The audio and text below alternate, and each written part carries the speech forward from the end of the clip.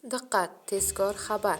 Barcha o'zbekistonliklar xabardor bo'ling. Endi ayrim fuqarolarga 1.712.000 so'm miqdorida pul beriladi. Assalomu alaykum aziz muxlis. Agarda bizning kanalimizda mehmon bo'lsangiz, bizga obuna bo'lishni hamda videolarimiz ostida bir dona like tugmasini bosib qo'yishni unutmang.